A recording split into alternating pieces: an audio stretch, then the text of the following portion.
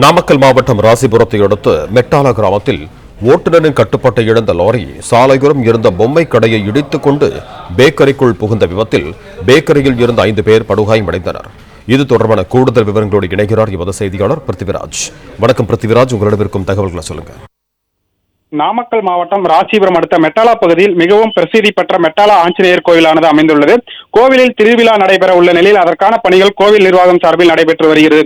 இந்த நிலையில் ஆத்தூர் சாலையில் இருந்து மெட்டாலா பகுதியில் இருந்து லாரியானது ராசிபுரத்தை நோக்கி சென்று கொண்டிருந்த நிலையில் அப்போது ஓட்டுநரின் கட்டுப்பாட்டை இழந்த லாரி சாலையோரம் உள்ள டீ கடைக்குள் புகுந்து விபத்துக்குள்ளானது.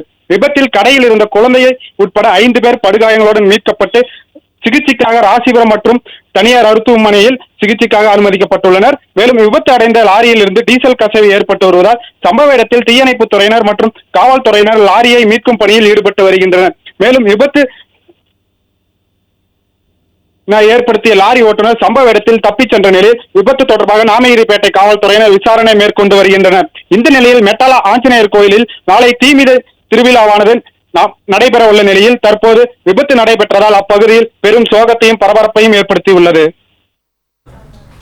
நன்றி பிருத்திவிராஜ், உங்க தகவல்களுக்கு. பிளே ஸ்டோர் மற்றும் ஆப் ஸ்டோரில் இருந்து பாலிமர் செயலியை QR கோடு மூலம் பதிவிறக்கம் செய்யுங்கள். செய்திகளை உடனுக்குடன் பெறுங்கள்.